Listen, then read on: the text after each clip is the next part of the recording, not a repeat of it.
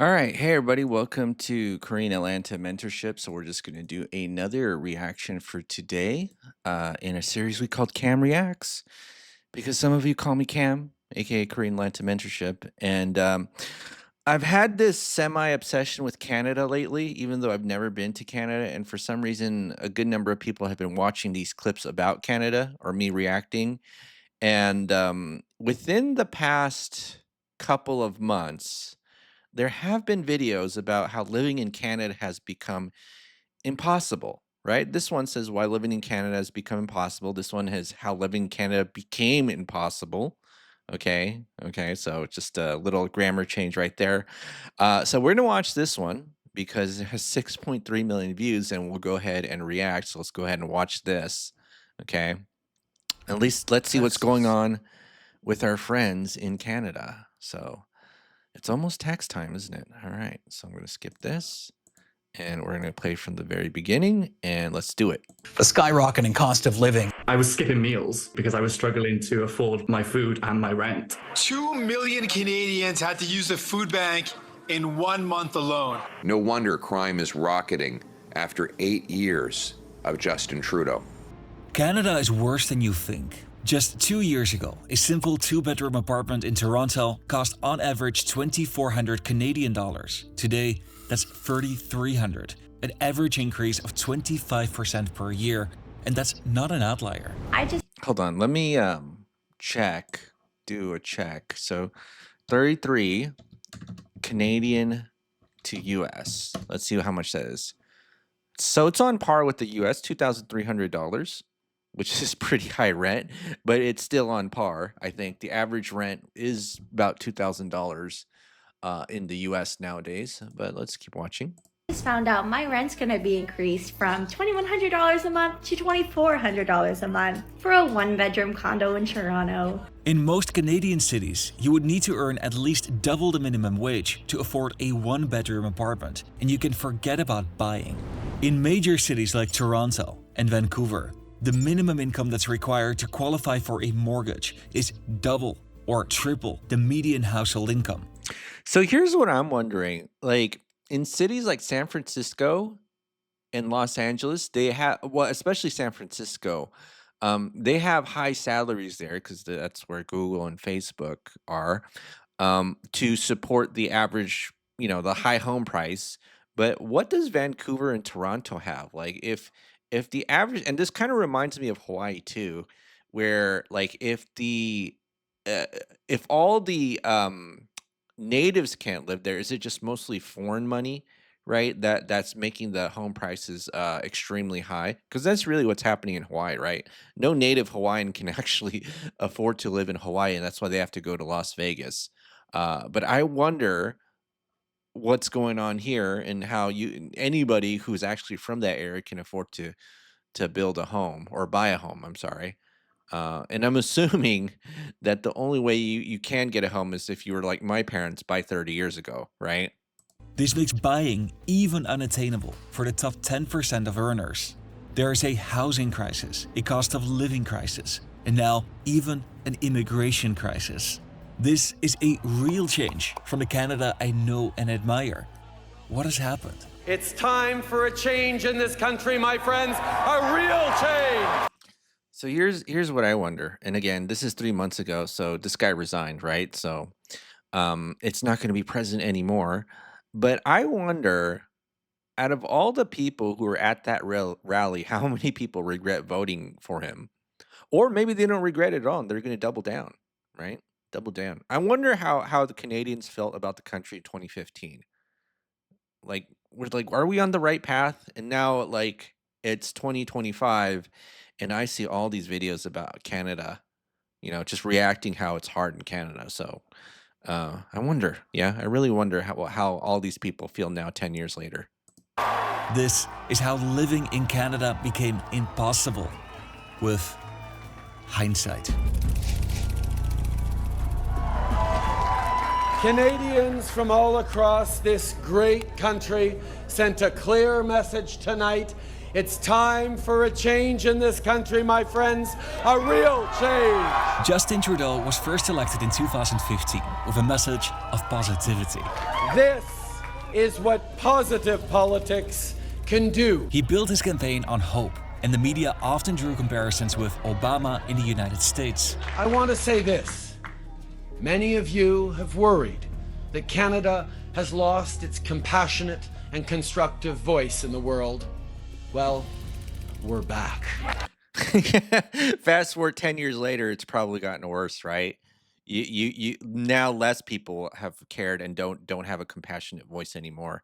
So wrong prediction there, Justin. So let's keep going. On his first day in office, he entered a Montreal metro station to take selfies with commuters.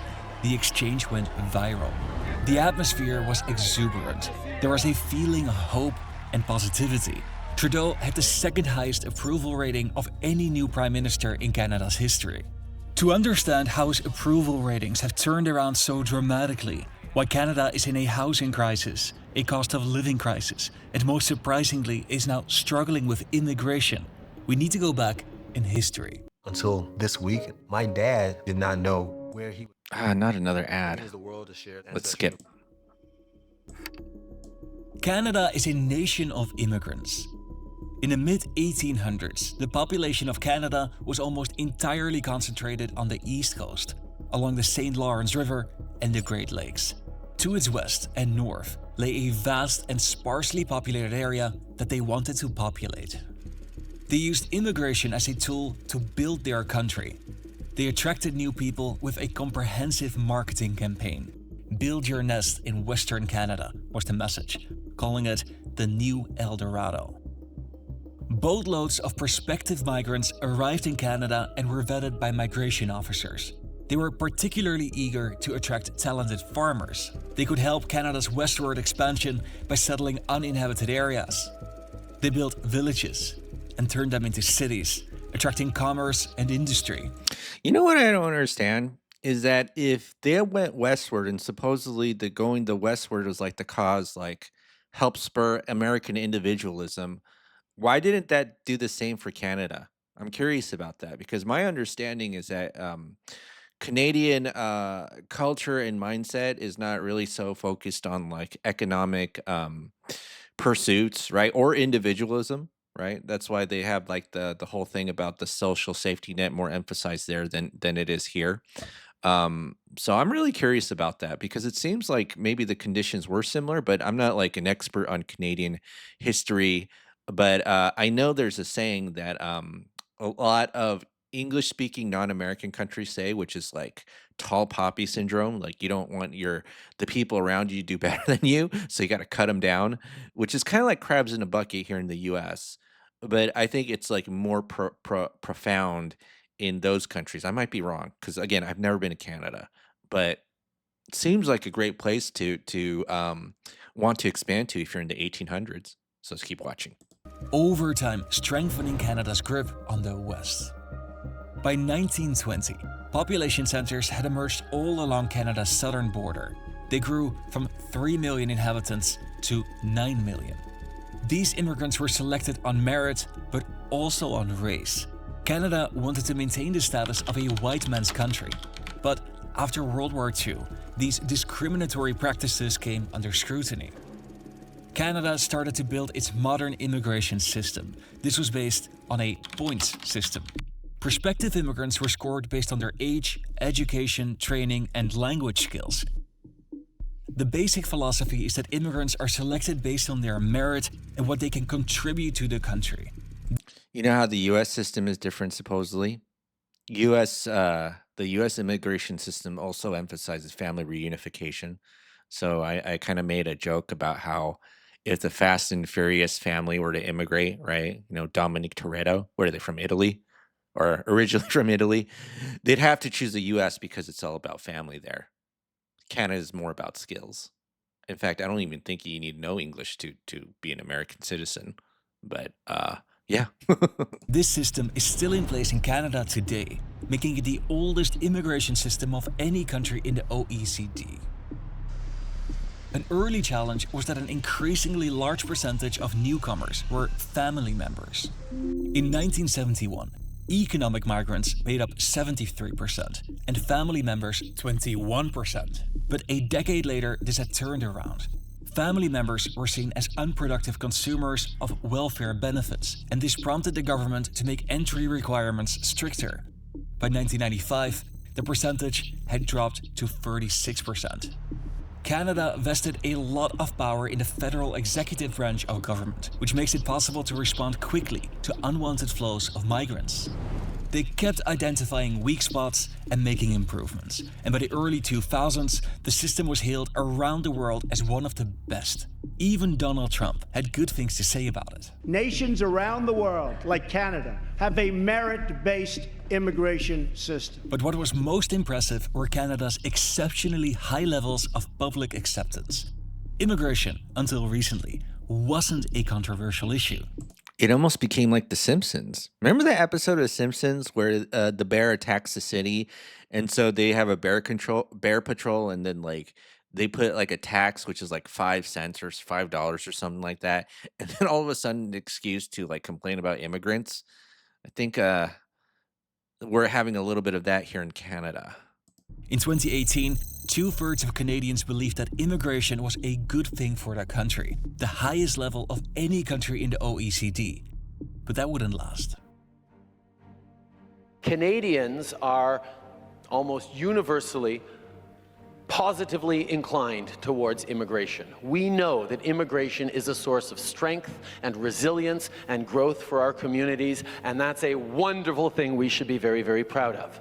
Public opinion on immigration has shifted dramatically during the last years, from people feeling overwhelmingly supportive to most people feeling concerned. During the first 4 years under Trudeau, the population grew at a record pace, mostly because of immigration, and it slowed during the pandemic, and that's where the problem started. Canada was facing a host of challenges. One of them was a shortage of workers. There are difficulties in all major sectors, from construction to healthcare. Companies were just unable to find the people with the right skills. It's simple to me. Canada needs more people. I think the other thing too is most companies don't know how to hire. It's a very strange, like whenever you go into any company and you see like how their hiring process or the people who hire you have nothing to do with like the people who you work with. So it becomes like this befuddled mess, right? So I think if you want to increase the efficiency of hiring the right people, probably got to fix the internal operating procedure, right? But let's see what Mr. Sean has to say about Canada and getting more immigrants, probably. This was the new Minister of Immigration. Canadians understand the need to continue to grow our population if we're going to meet the needs of the labor force. Fraser, like many before him, saw immigration as a tool to fix specific issues, the worker shortage, but also demographics. You know, immigration in Canada is not just something that we do, it's who we are. It's who we've always been. All across the Western world, the population is aging, and that is an issue. But in Canada, it is extreme. In 1971, there were 7 people of working age for each senior. In 2012, this was down to 4. The projection is that there will only be 2 workers for every retiree by 2036. Well, could this mean this is an opportunity for a senior care home? Think about that. The number of Canadians that are over the age of 75 will double over the next 2 decades, while fewer people are entering the workforce. If we don't do something to correct this demographic trend, the conversation we're going to have 10 or 15 years from now won't be about labor shortages. It's going to be about whether we have the economic capacity to continue to fund schools and hospitals and public services that I think we too often take for granted. This inspired a radical new immigration plan. In 2022, Canada had set a record population growth, and they announced to welcome 465,000 permanent residents in 2022. Wait a It's going to minute. be about whether we have the economic capacity to continue to fund schools and hospitals and public services that I think we too often take for granted. This inspired a radical new immigration plan. In 2022, Canada... So back here, you know, you put a stop to it, and then 2 years later, you kind of like, oh my goodness, it's like I don't even know how to explain. Yeah, so it seems like they just took the I don't know, safety restriction. I just think it's crazy just to go full steam ahead after 2020, and rather than just kind of doing it gradually. I mean, I mean, here it seems like they're going gradual with the immigration numbers, and then they went higher and higher. Justin Trudeau got elected, and they went higher and higher and higher, put a stop to it, and then it's like, let's go full steam ahead. All right, let's keep watching. Had set a record population growth, and they announced to welcome 465,000 permanent residents in 2023, 485,000 in 2024, and 500,000 in 2025. And we are staring at one of the greatest economic opportunities of our time when people around the world are looking to move, and Canada has become the world's top destination for people who are thinking of leaving their country of origin to pursue economic opportunity elsewhere. They saw immigration as a race for global talent, and they had every intent on winning. Their target was to have economic migrants make up 60% of newcomers, an ambitious goal. And they particularly targeted workers in sectors with the highest demand, like healthcare, skilled trades, manufacturing, and technology. But when these plans were announced, immigration offices were already 2 million resident applications behind on their work. And there was already a shortage of housing. When you talk about the housing crisis that we're facing, which we are facing, one of the limits on creating more housing is the challenges on having enough construction workers. But Trudeau and his cabinet members saw immigration as the solution, not the problem. And in 2023, Canada's population grew with the fastest rate in almost 70 years. This was the fastest growing population of any country in the OECD. More extreme voices like the Century Initiative lobby to grow Canada's population to 100 million by the end of the century. The plan was endorsed by a former prime minister, and lobbyists included several advisors to Justin Trudeau and his cabinet members. We have a population that is aging. We need people to arrive with their talents, with their hopes, with their dreams, with their capacities to work hard, to build our communities, to build our future. Public opinion was shifting. Whereas in 2022, 27% of people believed that there was too much migration to Canada, in 2023, this was up to 51%, and in 2024, to 58%. Panama City Beach, where you can be you.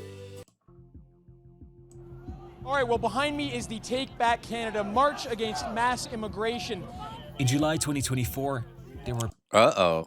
Is this the Canadian MAGA? Oh, no. Protests. There's a lot of disaffected Canadians here who feel like the government has not been listening to them. This was an unusual sight in Canada. And what happens to the election in 2025? Is mass immigration going to become the main issue in the election, or are politicians going to try to run away from it like they seem to be doing right now? In 2025, there are federal elections in Canada, and Trudeau might lose his seat. 2 broccoli heads was $11.44. $11.44 at Save On Foods in Langley. Like, we have a serious problem here in Canada. Just came to $218. How? Well, don't eat the junk food, right? It's not going to really do you any good. Probably the meat is processed too. So, might save yourself some monies. All right, let's keep going. The government likes to publish figures that show how the economy is growing. This is technically true, but the growth is primarily fueled by a growing population. Per capita growth is down, along with individual living standards. This apartment is 750 square feet, and I pay $4,300 a month. People are working 3 jobs just to live in this city. It's actually crazy. And there's Wait, where are you getting a job that pays you $4,300 a month for rent? I mean, you must be living it pretty well and be like the top 1%. So, yeah, it sucks, but at least you can live there, right? Apartment is 750 square feet, and I pay $4,300 a month. People are working 3 jobs just to live in this city. It's actually crazy, and they're still struggling to pay their bills. There is a clear mismatch between how fast Canada's population is growing and how long they need to supply housing and service infrastructures like healthcare and schools. This affects all layers of society, but this is most acutely visible in the cost of housing. Okay, we need to talk rent increases because this is getting out of hand. Would you pay $800 a month to share a bed with a stranger? That's what this Vancouver listing is offering. The most vulnerable people are people with little to spare, like students. A story broke about 25 students that were living in one basement in Brampton. What? Oh my goodness. I've never heard of that in I don't think I've even heard of that in the United States. I mean, we have a housing crisis, but I don't think that's insane. 25 people. 25 people. Oh my goodness. Let's look this up. 25 people living in Canada basement. International students. That is crazy. Oh, whoa. Where are they from? We've seen cases like this on a regular basis? Oh my goodness. That's no bueno. Yikes. Okay, well, if you have more cases like that, that's scary. Okay? Like I wasn't that worried, I kind of, more immigration, yeah, I get it. Like they take up housing, not enough housing, blah blah blah. But I didn't know that 25 students were living in a basement, okay? In just one room for rent with a bed and kitchen. That's insane. That's like that there's a quote by The Simpsons in Homer where he's like running for political office, where he was like, that's not America. That's not even Mexico. You know what I mean? That's how I feel when I'm looking at this. And it went viral. The mayor of the city responded that they've seen cases like these on a regular basis. Like this landlord who's renting out 6 beds on the floor with dividers between them for $325 each. The number of temporary residents, which includes temporary workers but also international students, have increased dramatically. Hey, $325 a room's not that bad. Reminds me of the guy who lived in a box in San Francisco for like $400. I mean, as long as the conditions are sanitary, I don't see a problem, but that's just me. In 2022, they numbered 1.4 million, and in 2024, this had doubled to 2.8 million. Public opinion had now turned against Canadian immigration policies, and for the first time, it had become a controversial topic. Trudeau, with elections coming up, needed to act. Prime Minister Justin Trudeau is promising a massive federal program to deal with the housing crisis in Canada. So today, we are releasing the most comprehensive and ambitious housing plan ever seen in Canada. He put Sean Fraser, former Minister of Immigration, in charge of housing. I know we're going to solve the housing crisis. Wait a minute. So the guy who screwed up immigration is now in charge of housing? Ooh, I guess he just failed upwards, didn't he? That's a no bueno. Because I know what Canadians are capable of. These decisions were vilified in the comment section on YouTube. It's crazy that people believe the guy that got us into this mess is the guy that's gonna get us out. Too little, too late. You cannot be the solution to the problem you created. Need home repairs? Yeah, so basically anyone, I don't even live in Canada. I have nothing to do with Canada, and I could tell from like a mile away what you that this was probably a poor choice, but Different parts of the country have seen different challenges. In addition to population growth, there have been supply chain constraints that have driven up the cost of building. We're trying to address a 30-year lack of investment in affordable housing, and we're soon going to hit a bottleneck with the productive capacity of the Canadian workforce to build the homes we need. Fraser is in an awkward position. Perhaps letting in 9 million new Canadians before homes were built for them had a little to do with this problem. A majority of people now disagreed with immigration policies. They were angry and frustrated by the cost of living crisis, and immigrants felt that they were unfairly portrayed as the cause of the problem. They miscalculated how much immigrants they want. They miscalculated how much housing they have, how much they could accommodate over here, and now they are blaming all it on us. Trudeau's approval rating dropped in September 2024 to just 33%. And only 26% favored him as the Prime Minister. He had to turn this around. It's probably why he resigned. Bonjour tout le monde. Good morning, everyone. In a moment, Minister Miller will be detailing our immigration plan. Before he does, I want to say a few things. Canadians are justifiably proud of our immigration system. It has made our economy the envy of the world. It's how we've built strong, diverse communities. It's how we've demonstrated that differences can and must be a source of strength, not a source of weakness for communities and society. Today, we're announcing that we will reduce the number of immigrants we bring in over the next 3 years, which will result in a pause in the population growth over the next 2 years. Trudeau announced that they'll change course. They'll lower the number of new arrivals to slow population growth. He admitted he was wrong. We didn't get the balance quite right. When he took office, there was already a 3-decade-long lack of investment in affordable housing. There were building challenges and supply chain issues, but as PM, he bears the burden of responsibility. It was his choice to allow entry to such large numbers of immigrants, growing the population and adding pressure to the housing market. The affordability of housing and the cost of living in general are very visible signs of a deteriorating living standard. In 2019, 19% of Canadians felt that Canada was extremely unequal. That is now up to 38%. To the question whether the cost of living is now worse, the number rose from 66% in 2019 to 84% in 2024. Okay.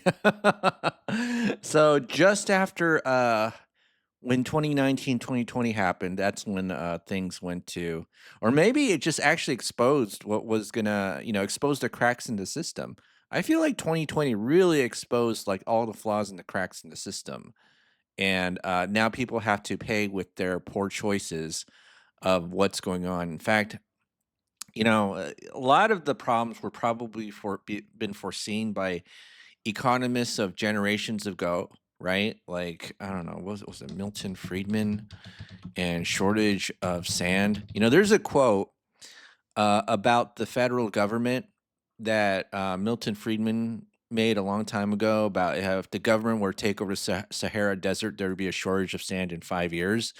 And this is why, like, there's always an argument about how you have to let the market do its thing, and market incentives or a market economy will create the incentives to have the products and services that are needed by the general population.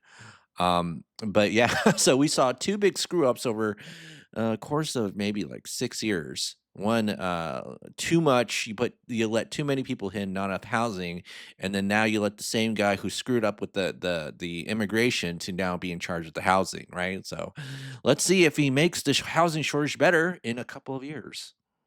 And I'm still just scratching the surface. Canada. This was a real change. I hope that you learned something or found this video entertaining. Yesterday, I had a call with somebody from YouTube that helps me with any questions that I have. What I'm trying to do here is build a strong brand and to provide the best value for you as a viewer. But one of the things that she told me is that 95% of regular viewers on the channel are not subscribed. And hey, that's me. It's funny? In my channel, it's about 50%. I hate to ask it, and it's not really my style to ask for likes and subscribes, but it would actually be very helpful if you would subscribe to the channel to help push these videos into the algorithm. Don't forget to like, subscribe, and comment to this channel.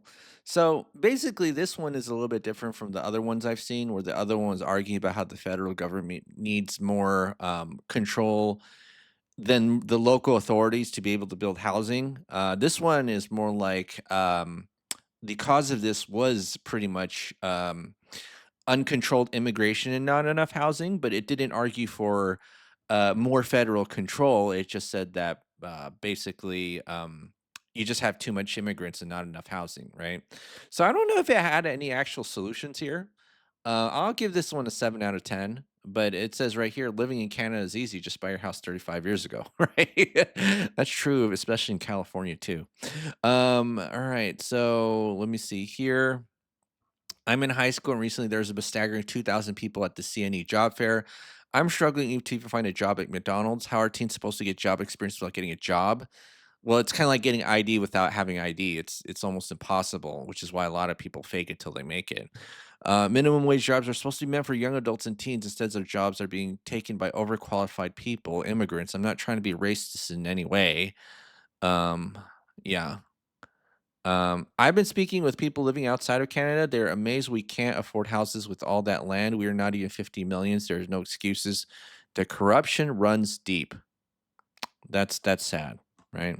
So, all right, that's it for today's video. And yeah, I mean, what'd y'all think? Maybe I might visit Canada. Maybe it's a nice place to visit, but a terrible place to live, kind of like a lot of other countries, right? So yeah, this is Korean Atlanta Mentorship reacting to why living in Canada has become impossible. I'll see you on the next video.